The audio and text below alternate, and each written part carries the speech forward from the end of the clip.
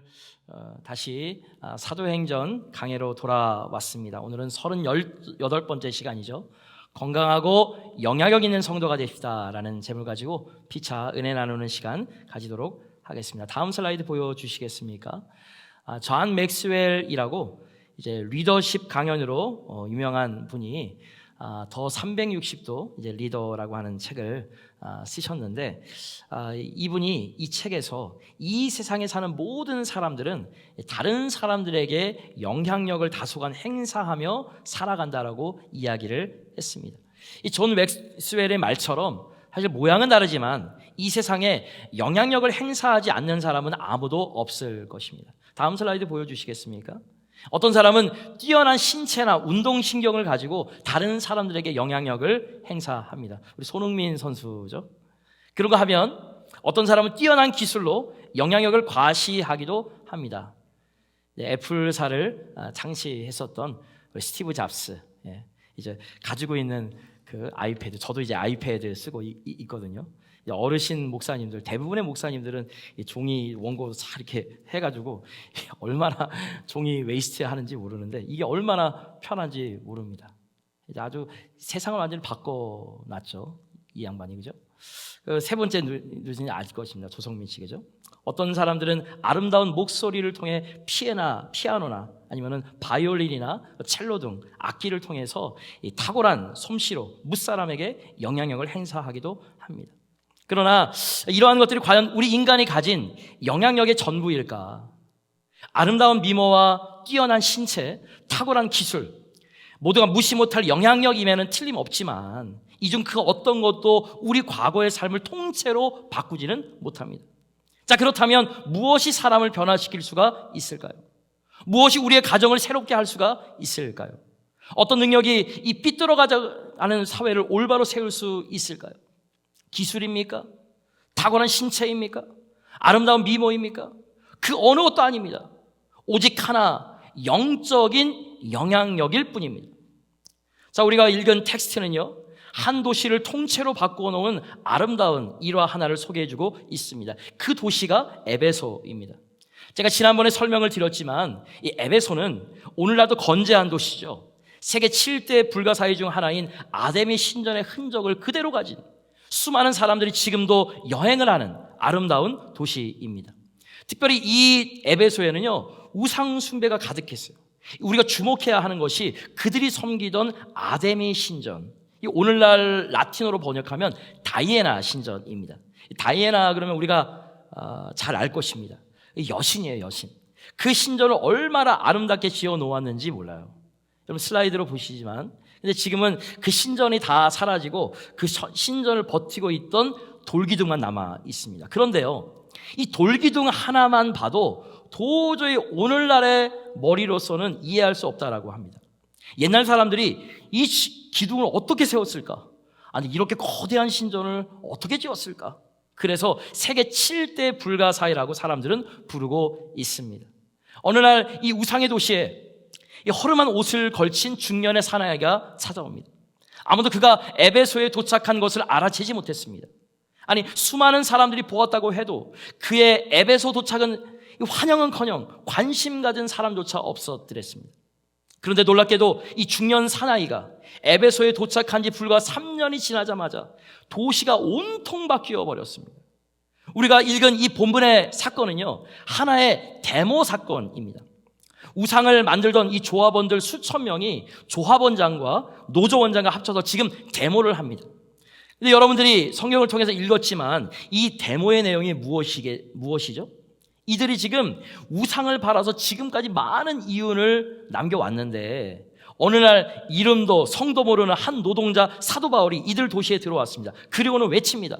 사람의 손으로 만든 것은 더 이상 신이 아닙니다. 그러면서 복음을 막 전하자 모든 사람들이 우상 섬기기를 중단하고 하나님께로 돌아왔습니다. 그래서 지금 이 사람들이 자기들의 우상 만들던 업을 계속하지 못해서 지금 사도 바울을 붙잡아서 감옥에 넣어야 한다면서 지금 데모를 하고 있는 것입니다. 여러분 생각해 보십시오. 얼마나 놀라운 영향력이에요? 그는 권력도 없습니다. 뛰어난 외모를 가진 것도 아닙니다. 다음 슬라이드 보여주시겠어요? 몇 년 전에 방영했었던 이 바울, 무비죠. 이 고대 자료에 의하면 사도 바울은요, 이분이 지금 무비 액터라서 이렇게 잘생긴 것이죠. 이 사도 바울은요, 굉장히 키가 작고 못생겼다고 합니다. 눈도 굉장히 나빴고요, 몸에 질병까지 가졌다고 합니다. 전혀 알아줄 것 없는, 아무도 알아주지 않는, 돈도 재물도 없이 빈손으로 들어온 한 사람에 의해 그 도시 전체가 뒤바꿔버린 이 놀라운 영향력, 그것은 다름 아닌 영적인 영향력이었습니다. 사랑하는 성도 여러분, 그렇다면 저와 여러분들의 삶은 어떻습니까? 지금까지 살아오는 동안 나로 인해 가정과 직장에 어떤 변화가 일어났습니까? 나로 말미암아 나의 자녀에게, 나의 배우자에게 어떤 영향력이 전달되었습니까? 우리가 과연 하나님을 만났다면, 내 안에 예수 그리스도가 살아계시더라면 자연적으로 영적인 영향력을 내 가정과 사회에서 발휘해야 한다라고 성경은 증언해주고 있습니다. 자, 그렇다면 퀘스천, 우리가 어떻게 내 주위를 변화시키는, 오늘 타이틀처럼 건강하고 영향력 있는 사람들이 될 수가 있을까요? 에베소에서 사역을 한 이 사도 바울의 모습과 행적을 통해서 영적인 교훈을 얻고자 합니다. 첫 번째로 우리가 영향력 있는 사람이 되기 위해서 크게 따라해 보시기 바랍니다. 하나님의 비전을 가슴에 품자. 자, 사도 바울이 어떻게 에베소를 3년 만에 변화시켰습니까? 거기에는 단 하나의 이유가 있습니다. 그것은 바로 하나님의 비전이 그의 마음속에 자리 잡고 있었기 때문에 가능했던 일입니다. 아무리 좋은 신체와 재능을 가지고 태어났다 해도 하나님의 비전이, 하나님의 꿈이 그의 가슴에 없으면, 아니 잘못된 비전을 품고 살았다면 그런 아무런 영향력도 이 세상에 행사할 수 없는 것입니다. 그래서 하나님은 솔로몬을 통해 이러한 말씀을 허락해 주셨습니다. 다 같이 있습니다. 잠언서입니다. 시작. 묵시가 없으면 백성이 방자히 행하거니와 율법을 지키는 자는 복이 있습니다. 여러분, 여기서 묵시가 바로 비전 혹은 꿈입니다. 즉 솔로몬은 비전이 없는 자는, 아니 올바른 꿈이 없는 백성은 자기 마음대로 살 것이다 라고 이야기하는 것입니다. 그렇습니다. 우리가 하나님의 비전을 우리 가슴에 품지 못하고 살아갈 때 우리는 내 멋대로 살아가게 됩니다. 내 마음대로 살아가게 됩니다. 그저 내 취향대로 내 인생을 허비하고 마는 것입니다. 그러나 오늘 본문에 나와 있는 이 사도 바울은 그렇게 살지 않냐고 주님의 비전을 가졌습니다. 그렇다면 여러분, 주님의 비전은 무엇입니까? 이 세상에 하나님의 나라를 이루는 것입니다. 주기도문의 내용처럼 뜻이 하늘에서 이루어진 것 같이 하나님의 뜻이, 하나님의 나라가 내 삶에, 내 가정에, 그리고 내 직장과 그리고 내 비즈니스에, 우리 교회 공동체, 우리 사회에 임하도록 노력하는 것입니다. 계속해서 오늘 본문 21절 말씀 읽어보도록 하겠습니다. 시작. 이 일이 있은 후에 바울이 마게도냐와 아가야를 거쳐 예루살렘에 가기로 작정하여 이르되 내가 거기 갔다가 후에 로마도 보아야 하리라 하고. 여러분, 제일 끝에 내가 거기 갔다가 후에 로마도 보아야 하리라. 여러분, 이 말 뜻이 무엇일까요? 여러분, 이 배경을요 2000년 전으로 생각해 보세요. 로마도 보아야 하리라라는 얘기는요, 로마는 이때 당시에 세계 전체를 이야기하는 것입니다. 바울은 즉 그의 가슴에 세계를 품고 산 것입니다.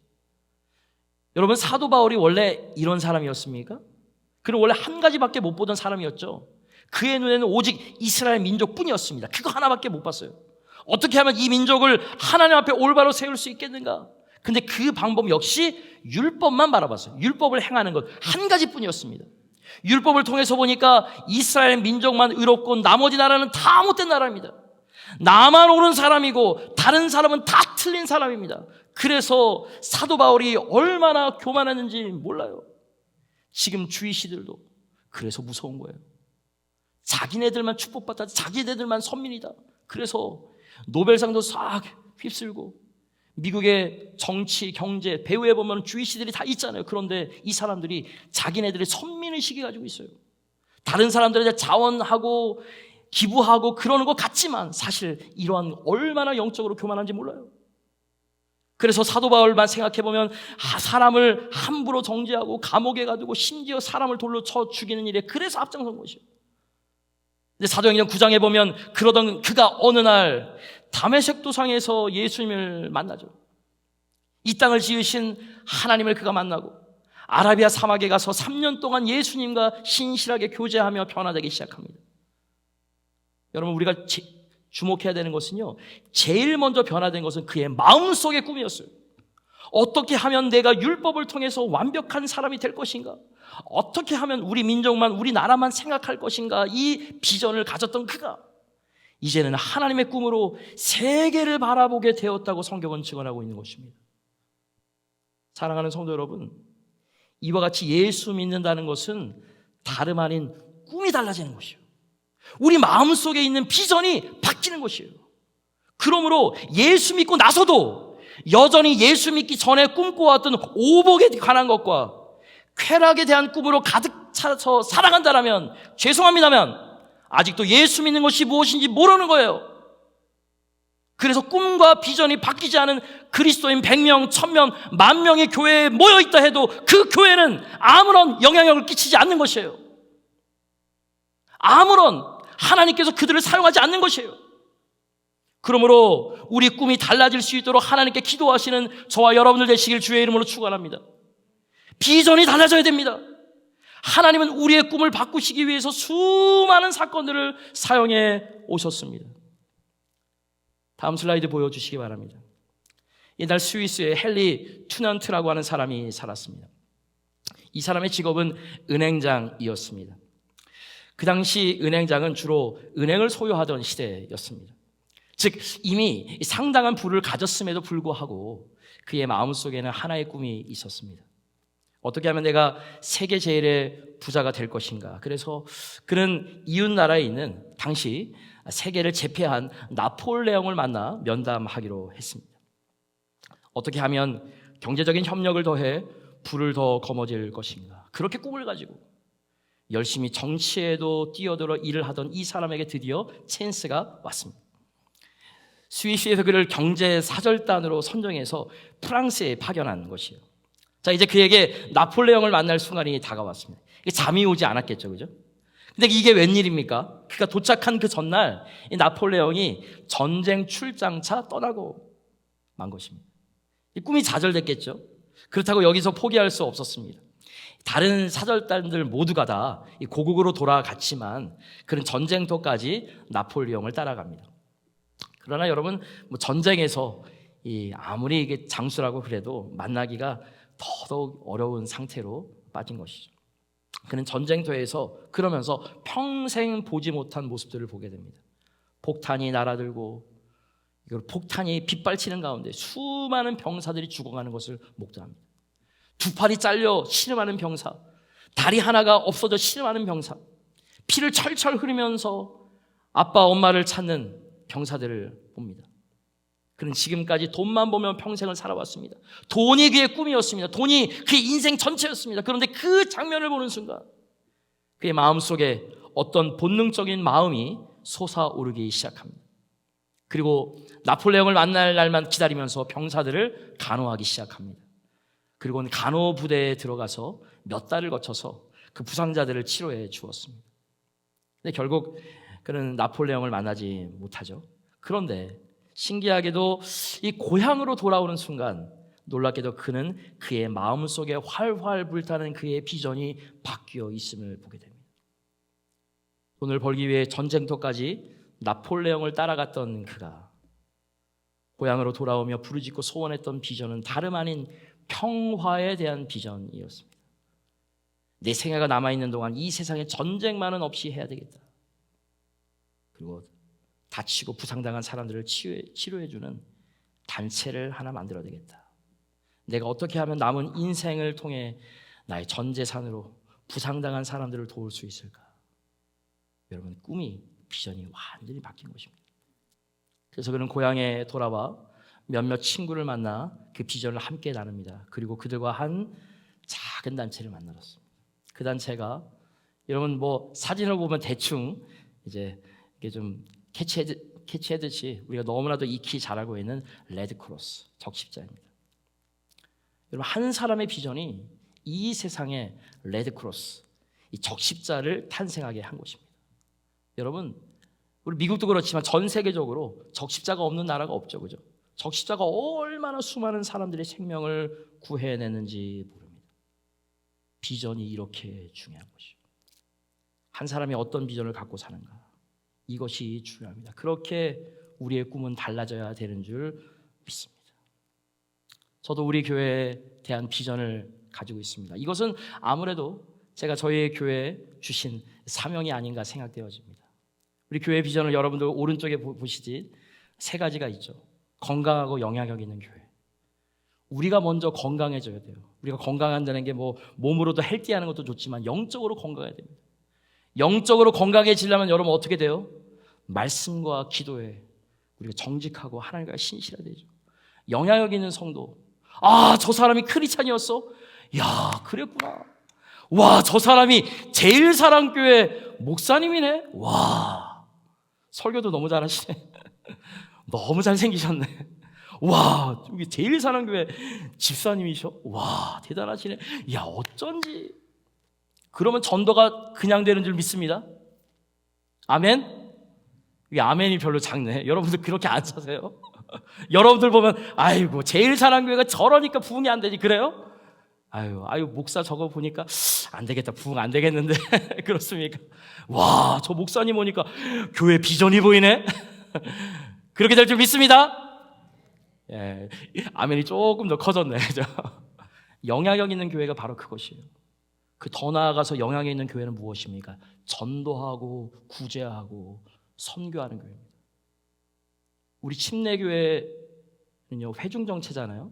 그래서 오늘 뭐 집사회도 하고 이렇게, 왜 목사님은 한 번에 다 끝나지, 뭐 리더들 해야지, 그게 아니에요. 그리고 선교로 의해서 교회가 만들어지고 단체가 세워진 남침례 교단입니다. 우리 교회에서 6명의 선교사님들도 돕지만 우리가 기관 선교로 하는 것들을 통해서, 특별히 총회로 섬겨지는 총회비를 통해서 5,300명의 풀타임 선교사님들을 돕습니다. 한 명당 월 들어가는 돈이 10만 불이 넘습니다. 그것이 우리 교회 뭐 많이 내지도 않지만 작은 그것을 통해서 많은 미국의 큰 교회가 11조를 그래서 총회로 선교원금으로 드리는 것입니다. 우리는 영향력 있는 교회, 그래서 전도하고 구제하고 선교하는 교회가 되어야 될 줄로 믿습니다. 그것이 바로 저의 비전입니다. 이런 교회가 될 줄 믿습니다. 그리고 예배로 부흥하는 교회가 되어야 됩니다. 다음 주부터 여러분들 주보, 축도 밑에다가 문구를 쓸 것입니다. 어떤 문구? 공공 예배의 끝은 삶의 예배의 시작이다. 그걸 쓸 거예요. 예배로 부흥하는 교회, 우리 예배에 성도들이 많이 와서 부흥하는 그 뜻이 아니에요. 물론 그렇게도 좋겠지만, 그건 당연히 좋은 것이지만, 예배 전 예배도 중요하고 예배 중 예배도 중요하고 예배 후 예배가 더 중요한 거예요. 예배 전과 예배 후가 더 중요한 거예요. 삶으로서 예배 드리는 예배, 삶의 자리에서 예배 드리는 예배, 하나님의 하나님 되심을 드러내는 성도, 그것을 통해서 부흥하는 교회가 되어야 될 줄 믿으시면 아멘 하시기 바랍니다. 백년지 대계가 무엇입니까? 교육이잖아요. 여러분 자녀들에게 투자하시잖아요. 그렇죠? 하나님 앞에 저 같은 경우에도 11조 딱 떼고 그 다음에 아이들한테 제일 많이 들어가는 것 같아요. 그 어려운 삶에 허리띠 졸라매면서 왜 아이들 가르쳐요? 나중에 이 아이들이 나보다 더 큰 세상, 나보다 더 큰 꿈을 가지고 하나님의 영향력을 끼치는 그런 하나님의 사람으로 하기 위해서 허리띠 졸라매는 거 아니겠어요? 다음 세대가 없는 교회는 비전이 없는 교회예요. 여러분들이 왜 여러분들의 자녀들을 위해서 그렇게 투자해요? 그렇다면 교회가 부흥하기 위해서는 교회의 재정의 대부분은 다음 세대로 가야 되죠. 선교로 나가야 되는 거 아니겠습니까? 우리 교회 보세요. 우리 교회가 부흥할 수 있는 그런 시스템입니까? 아니잖아요. 지금은 이런 상황들이 여러 가지가 있지만 앞으로 우리 교회는 이렇게 돼야 됩니다. 우리 교회가 부흥하려면 우리 재정의 대부분은 선교와 구제와 다음 세대에게 써야 돼요. 그러지 않으면 교회는 부흥하지 않습니다. 미래가 되지 않아요. 그래서 우리 교회는 다음 세대를 위한 교회예요. 지금 우리 교회 몇몇 헌신하시는 분들이 열심으로 지금 섬기고 있잖아요. 다음 세대가 비전이 없으면 안 되는 것이에요. 여러분들의 돈 씀씀이를 보면 돼요. 똑같이 우리 교회에다가 적용하면 그것이 그렇게 되는 것이에요. 그것이 저의 비전이에요. 사랑하는 성도 여러분, 저의 비전입니까 이것이? 하나님께서 기뻐하지 않을까요? 그러면 정말로 하나님께서 우리 교회 축복해 주지 않을까요? 사랑하는 성도 여러분, 그렇다면 여러분 마음속에 있는 꿈은 어떤 꿈입니까? 주님의 비전을 품고 있습니까? 꿈을 갖지 않은 사람은 없습니다. 그러나 우리가 참으로 영향력 있는 사람이 되기 위해서는 이와 같이 하나님의 비전을 가슴에 품으시는 저와 여러분들 되시길 주의 이름으로 축원합니다. 두 번째로, 건강하고 영향력 있는 성도가 되기 위해서 필요한 것, 크게 따라해 보시기 바랍니다. 영혼을 사랑하자. 여러분 21절을 보시면 이 일이 있은 후에 바울이 마게도냐와 아가야를 거쳐 빨간색을 보시기 바랍니다. 예루살렘에 가기로 작정하여라고 했습니다. 여러분 왜 사도 바울이 로마로 직행하지 않고 예루살렘에 가기로 작정했을까? 그 이유가 본문에는 나와 있지 않지만 고린도전서 16장을 읽어보면 마치 바둑판 퍼즐이 맞춰진 매치가 됩니다. 사도 바울이 예루살렘에 가기를 원하는 이유는 단 하나였습니다. 그 당시에 예루살렘에 극심한 경기 침체가 찾아왔습니다. 그래서 성도님들이 굉장히 어렵고 굉장히 헐벗고 굶주린 곳이에요. 그것을 알고 예루살렘으로 바로 직행하지 않고 마게도냐와 아가야로 다녔습니다. 사도 바울은 미리 자기 제자 가운데 두 사람을 마게도냐와 아가야 지방에 보내어 무엇인가를 준비하게 했습니다. 그것이 무엇입니까? 바로 구제 헌금이었습니다. 과연 그런지 고린도전서 16장 1절, 2절, 3절 읽어보도록 하겠습니다. 시작. 성도를 위하는 연보에 관하여는 내가 갈라디아 교회들에게 명한 것 같이 너희도 그렇게 하라. 매주 첫날에 너희 각 사람의 수입에 따라 모아두어서 내가 갈 때에 연보를 하지 않게 하라. 내가 이를 때에 너희가 인정한 사람에게 편지를 주어 너희의 은혜를 예루살렘으로 가지고 가게 하리니. 자, 오늘 텍스트에 보면 한 주일 정도만 준비한 것이 아니라 수개월 동안 헌금을 모았어요. 이제 성경 자료들을 딱 살펴보면 한 9개월 정도를 모아둔 것입니다. 여러분 9개월 동안 마게도냐와 아가야에 있던 수많은 교회들이 합력해서 십시일반 모여서 예루살렘 교회를 위해서 헌금을 모아두자 지금 사도 바울이 그 헌금을 가지고서 예루살렘 교회를 방문했습니다. 지금 우리는 사도 바울의 3차 전도 여행을 살펴보고 있습니다. 1차가 끝나고 2차가 끝났습니다. 그런데 1차와 2차 전도 여행의 특징이 무엇입니까? 안 가본 도시를 계속해서 간 것이 아니라 사도 바울은 2차 전도 여행을 떠날 때 1차에 갔던 곳을 거쳐서 다른 지역으로 갔죠. 왜 그렇습니까? 세계를 복음화시켜야 할 그가 왜 자기가 들렀던 곳을 꼭꼭 들렀어야 했을까? 이유는 단 하나였습니다. 자기가 전도했던 사람들을 주 안에서 굳건히 세워주고자 함이었습니다. 사랑하는 성도 여러분, 무엇이 사람을 변화시킬 수 있어요? 그것은 다름 아닌 사랑입니다. 사랑. 여러분 누군가를 변화시키고 싶으세요? 그렇다면 그 사람을 정말로 사랑하시길 주의 이름으로 축원합니다. 근데 대부분의 사람들은 그렇게 하지 않아요. 고치기를 원하고 변화시키기를 원하는 사람일수록 사랑해야 되는데 미워한다는데 그 갈등의 주요 문제가 있습니다. 부모 자녀 간에도 그렇습니다. 아이 저놈의 자식, 저놈의 습관만 버리면 딱 좋겠는데 그러면 그 자녀를 사랑해서 고쳐야 하는데 우리는 어떻게 해요? 미워하면서 고치려고 하지 않아요. 여러분 명심하시기 바랍니다. 미워하는 마음이 있는 한 여러분은 상대방을 절대로 변화시키지 못합니다. 다음 슬라이드 보여주시겠습니까? 여러분 너무나도 잘 아는 이야기죠. 어느 날 해님과 바람이 어떤 사람의 외투를 벗기기로 내기를 하지 않았습니까? 바람이 먼저 외투를 벗길 수 있다고 자신하면서 아주 차가운 바람을 쌩쌩 보냈습니다. 외투가 막 펄럭거리면 그 사람이 귀찮아서 외투를 벗지 않겠나. 그래서 바람을 더 세게 했습니다. 아마 토네이도 허리케인 같이 막 바람을 보냈던 것 같아요. 그런데 어떻게 됩니까? 이 사람이 벗기는커녕 외투를 더 몸에 둘러쌉니다. 이번에 헬님 차례입니다. 어려울 것 없이 따뜻하게 햇볕을 보냈습니다. 이 사람이 단추를 두어 개 막 풉니다. 좀 더 뜨뜻하게 해줬습니다. 그러니까 단추를 다 풀어 제꼈습니다. 그 다음에는 화끈화끈하게 비춰주니까 마침내 외투를 다 벗었잖아요. 그죠? 무슨 얘기예요? 사랑이 사람을 변화시킬 수 있다라는 것입니다. 부부간에, 자식간에, 누군가를 변화시키기 원합니까? 그렇다면 어렵지만 해보세요. 무조건 사랑하시기 바랍니다. 그렇습니다. 우리는 사랑해야 됩니다. 사랑이 없는 기술, 사랑이 없는 여러분들의 헌금, 사랑이 빠진 수많은 희생과 봉사, 죄송합니다만 아무런 의미가 없습니다. 그것은 아무런 영향력도 될 수가 없다라는 사실을 여러분 꼭 명심하시기 바랍니다. 사도 바울은 영혼들을 너무나도 사랑했습니다. 근데 말로만 행하지 아니하고 예루살렘에 있는 사람들을 보러 갈 때 빈손으로 가지 아니하고 9개월 이상 동안 교회들에게 편지를 보내서 내가 이러이러한 마음들을 가지고 있는데 구제연금 좀 다오. 그래서 그것을 가지고서 직접적으로 실질적으로 도왔습니다. 저는 우리 사랑하는 성도님들이 말로만 성도님들 내가 위하고 말로만 기도한다 그러지 마시고 정말로 우는 성도들과 함께 울어주고 어려운 성도들이 있으면 그 성도들과 함께 그 일들을 감당해주고 좀 여러분들 좀 물질이 좀 있으면 물질도 은사입니다. 여러분 다른 사람들보다 먼저 더 있는 게 은사예요. 그러면 물질 좀 나눠주고 그냥 그거 빌려줘가지고 뭐 인터레스 받으려고 생각하지 마시고 정말 주시고 하나님이 그랬잖아요. 그리고 그는 데살로니가 교인들에게 이렇게 권면합니다. 데살로니가전서 2장 7절 우리 다 같이 있습니다. 시작.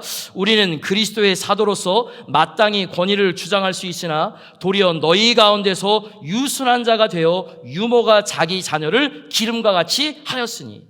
자, 오늘 텍스트에서 번역이 유모라고 되어 있지만 이 유모의 원래 뜻은 갓난아이를 젖먹이를 가진 어머니를 말합니다. 즉 이 말은 아비가 자식을 양육함 같이 내가 너희를 사랑으로 돌보았다라고 고백한 것입니다. 사랑하는 성도 여러분, 우리 제일사랑교회는요 특별히 사랑이 많아야 됩니다. 그리고 하나님께서 더 물어보실 겁니다. 왜 그런지 아세요? 그냥 사랑의 교회라도 사랑이 많아야 되는데 우리 교회들은요 제일사랑 교회잖아요, 그죠? 그러니까 만약에 우리가 천국에 우리 어르신들한테 그렇게 농담 반 진담 반으로 얘기했습니다. 120세까지 사십시오. 120세 전에 소천하시면 제가 장례 예배 안 드려드린다고. 건강하게 오래 사시길 주의 이름으로 축원합니다. 잠깐 산적보로 빠졌는데 우리가 천국에 갔을 때 물어볼 것입니다. 너 어느 교회 다니다 왔어? 제일사랑교회 다녔습니다. 너 다른 사람들보다 제일로 사랑했어? 분명히 물어보시지 않겠습니까? 근데 사랑이 빠졌다. 너는 어떻게 제일사랑교회를 다니면서 사랑이 없냐?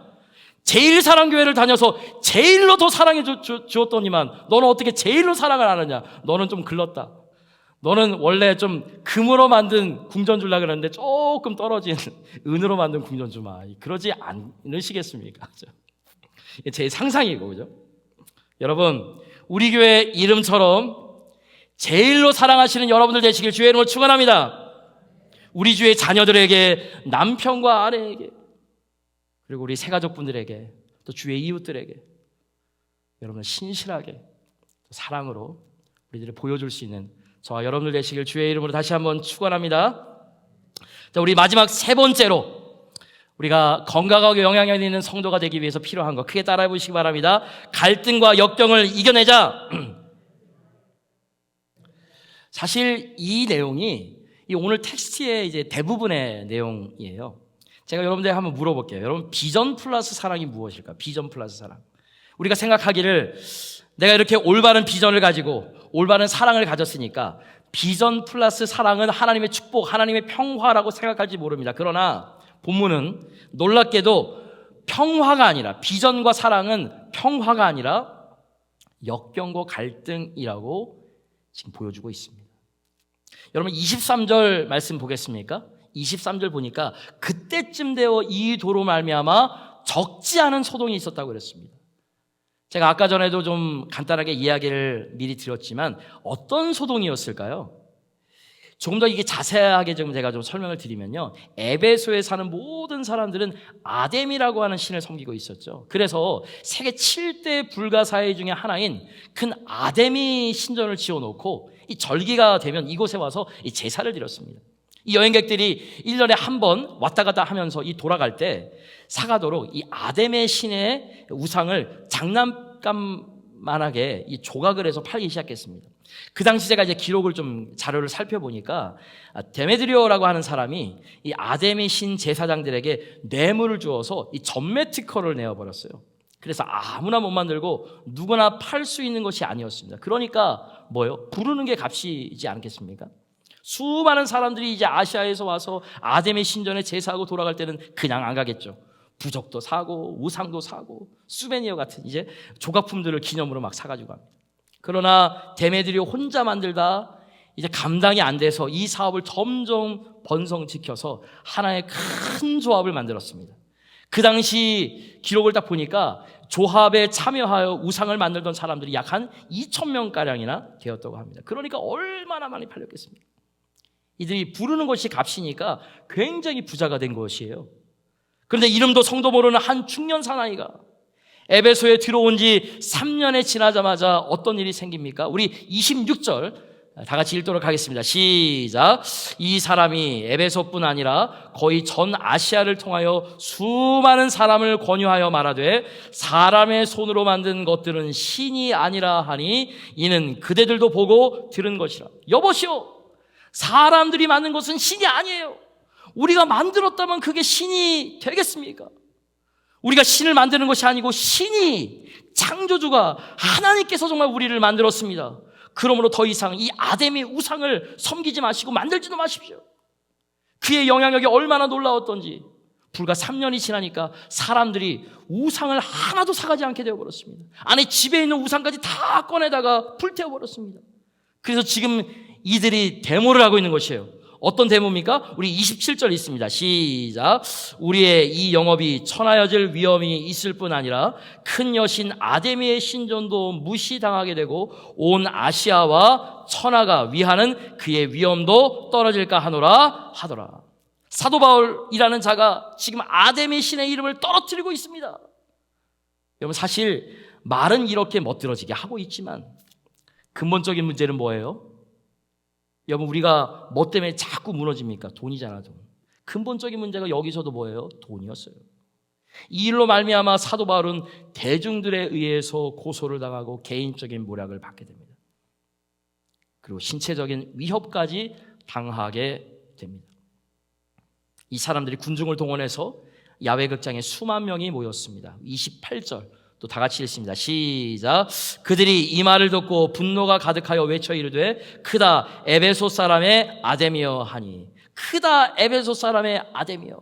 사실 이게 성경에 나와서 그렇지 굉장히 지탄하고 굉장히 경멸하는 욕의 표현입니다. 근데 아주 재밌는 사건이 그 뒤에 나와요. 이 32절 말씀을 다 같이 또 읽겠습니다. 시작. 사람들이 외쳐 어떤 이는 이런 말을 어떤 이는 저런 말을 하니 모인 무리가 분란하여 태반이나 어찌하여 모였는지 알지 못하더라. 이러면 후반절을 보세요. 모인 무리가 분란하여 태반이나 어찌하여 모였는지 알지 못한대요.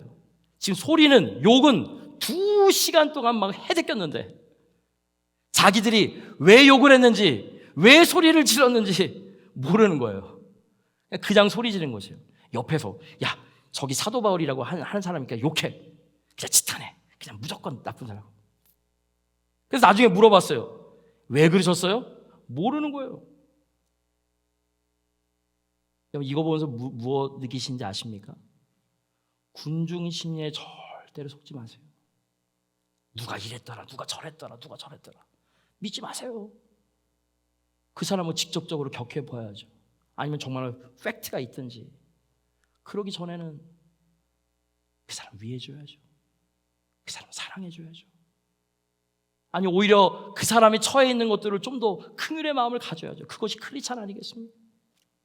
자, 오늘 본문으로 다시 봅시다. 데메드리오라고 하는 사람, 이 나쁜 영역에 온 에베소 도시가 들끓고 일어났어요. 그런데요, 참 신기한 건 그냥 해프닝으로 끝나버렸어요. 서기장이라고 하는 지혜로운 사람들이 나와서 마음을 안도시킨 후에 왜 그렇게 소리를 지르시오? 물으니까 왜 했는지 아무도 몰라요. 그러니까 사람들이 다 집으로 돌아가 버렸습니다. 40절 말씀 보겠습니다. 오늘 아무 까닭도 없는 이 일에 우리가 소요 사건으로 책망받을 위험이 있고 우리는 이 불법 집회에 관하여 보고할 자료가 없다 하고 이에 그 모임을 흩어지게 하니라. 40절 말씀 보겠습니다. 오늘 아무 까닭도 없는 이 일에 우리가 소요 사건으로 책망받을 위험이 있고 우리는 이 불법 집회에 관하여 보고할 자료가 없다 하고 이에 그 모임을 흩어지게 하니라. 41절 정말로 너무나도 안타까운 것은 중요한 일일수록 기도하면서 다른 사람들이 이렇더라, 다른 사람이 이렇더라. 정말 그래? 그러면서 하는 건 아니에요. 특별히 오늘 중요한 우리 회의가 있지 않습니까? 투표가 있지 않습니까? 집사회원들은 특별히 명심하시기 바랍니다. 다른 사람들이 이렇더라, 누가 이렇더라. 정말 하나님 앞에 기도해 보세요. 정말 이것이 정말 하나님께서 원하시는 것인지. 그래서 여러분들이 한 달 이상 동안 기도하자고 그런 것이 아니에요. 저는 정말로 좋다 봐요. 그러면 여러분들 정말로 하나님 앞에서 바로 서서 책임과 권리를 다하시고 여러분 하나님께서 원하시는 그 비전을 따라서 결정하시길 주의 이름으로 축원합니다. 근데 중요한 메시지가 이 다음에네요. 이 모든 소요가 그치고 나눈 놀라운 말씀이 있습니다. 우리 20장 1절 말씀 우리 다 같이 있습니다. 시작. 소요가 그침에 바울이 제자들을 불러 권한 후에 작별하고 떠나 마게도냐로 가니라. 사도 바울은 그 수많은 위협과 에베소 사람들의 분란과 모략과 이 모든 소요에도 불구하고 그 소요가 다 끝나니까 어떻게 합니까? 아주 평안한 마음을 가지고 하나님의 컬링을 받아서 어디로 가요? 마게도냐. 하나님께서 원하시는 그 사명의 자리로 갑니다. 사랑하는 성도 여러분, 이것이 건강하고 영향력 있는 사람의 자세인 줄 믿으시기 바랍니다. 주님의 비전을 이루기 위해서 묵묵히 역경을 헤치고 영혼을 구하기 위해 떠나는 노 사도의 모습을 여러분 상상해 보시기 바랍니다. 사랑하는 성도 여러분, 우리 모두의 인생이 정말 얼마 남지 않았습니다. 다음 슬라이드 보여주시겠습니까? 하프타임이라고 하는 이 중년의 삶을 어떻게 살아가야 되는지 쓰신 박호근 목사님이 얼마 전에 애프터 하프타임이라는 책을 썼어요. 이제는 노년의 삶을 또 어떻게 살아야 될 것인지 이 책을 쓰셨는데 아주 재미있는 비유로 우리 인생을 설명해 주었어요. 여러분 중년이 되면 어떤 사람은 굉장히 불안한가 하면 어떤 사람은 덜 불안하다라고 합니다. 그럼 우리 인생을 이 축구 경기에 비유해서 이야기를 했어요. 축구 경기는요, 전반 이 45분, 후반 45분, 중간 휴식이 15분이잖아요. 여러분, 전반전 경기를 잘 치르는 사람은요, 휴식 시간은 어떻습니까? 굉장히 느긋하지 않겠습니까? 이 목사님께서 휴식 시간은 중년의 나이라는 것이에요. 40대, 50대라는 것입니다. 근데 이 전반전 경기에 원하는 바를 잘 못했을 때는, 준비하지 않았을 때는 휴식 시간이 아닌 것이죠.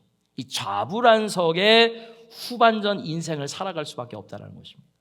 좌불안석의 이게 60대, 70대, 80대를 살아간다는 것입니다.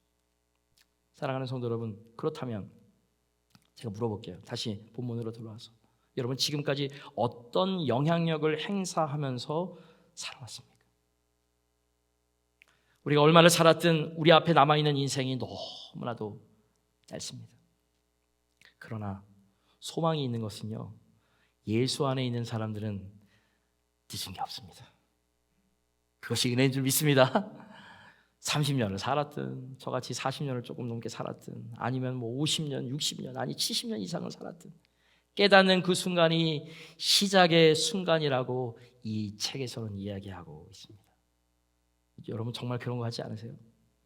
우리가 지난 인생을 잘못된 과거의 허물, 그것이 많았던 인생을 이야기해서 무엇하겠습니까? 바로 지금부터가 문제인 줄 믿으시기 바랍니다. 오늘 우리가 하나님 앞에서 마음을 바꾸고 비전을 바꾸고 영혼을 사랑하고 건강한 영향력을 끼치기로 마음 먹는다면 우리는 그동안 해오지 못한 위대한 일들을 행할 수 있는 줄 믿습니다. 사랑하는 성도 여러분, 우리의 영향력이 아닌 하나님의 영향력에는 놀라운 힘이 있습니다. 우리가 일하는 것이 아니라 하나님이 일하는 여러분들의 인생이 되시길 주의 이름으로 축원합니다. 그러므로 이제 우리 남은 인생을 나뿐만 아니라 우리 자녀와 가족과 친구들과 사업과 직장의 동료들에게 예수 그리스도의 사랑으로 환히 비추시길 주님의 이름으로 권면합니다. 또한 마지막으로 사랑을 회복하여서 하나님의 빛을 증거하는 아름다운 믿음의 등대가 되시길 주의 이름으로 축원합니다. 그래서 요셉과 같이 모세와 같이 하나님 앞에 변화의 도구로서 건강하고 영향력 있는 성도로서 아름답게 쓰임받게 되길 주의 이름으로 축원합니다. 우리 첫 번째 비전이 건강하고 영향력 있는 교회잖아요. 건강하고 영향력 있는 성도를 만들기 위해서 제가 2년 동안 해온 게 뭡니까? 말씀, 복음적인 말씀, 강해 설교하면서 이제 예수님짜리 믿음의 삶, 이제 세 가지 과정을 다 해왔는데, 변화의 삶, 또 하나님을 경험하는 삶, 목자의 삶, 이제 세 가지 과정이 남았습니다. 이 세 가지 과정을 아마 마칠 때쯤 되면은 좀 이제 제가 원하는 이제 한종짓들도 세우지 않을까 생각되어집니다. 2년 동안 왔으니까 앞으로 한 2, 3년 동안은 안 세운다는 말을 지금 이제 하는 것입니다. 정말 하나님께서 원하시는 신실한 목자들, 신실한 리더들이 많이 세워졌으면 좋겠습니다. 그리고 여러분, 오늘 집사 회원들 회의를 하잖아요. 집사 회원들과 정회원의 차이가 무엇입니까? 그냥 한 끗 차이죠. 여러분, 7항 하나 딱 넣습니다. 물질의 11조, 물질의 청지기. 그렇습니다. 왜 그걸 넣었을까? 왜 정회원들은 11조를 안 하고 왜 직분자들은 왜 그걸 넣었을까? 삶으로서 결단하고 그런 것들이 보여져야 된다는 것입니다. 여러분들 권리도 있지만 여러분들 책임도 해야 된다는 것입니다. 우리의 삶의 모든 영역에서 가장 힘든 부분이 여러분 같은 저와 여러분 같은 이민 사회에서 물질이지 않습니까? 자녀이지 않습니까? 모든 프라이어리티가 바로 하나님께로 있어야 된다는 것입니다. 근데 여러분 그거 아세요? 결정하잖아요. 헌신하잖아요. 커미먼트 하잖아요. 그러면 하나님의 은혜가 더욱더 큰 것이에요. 그럴 때 하나님께서 마음껏 부어주실 것입니다. 그리고 여러분들의 영향력은 계속적으로 흘러 넘치게 될 것입니다. 그러한 저와 여러분들 되시길 다시 한번 주의 이름으로 축원합니다.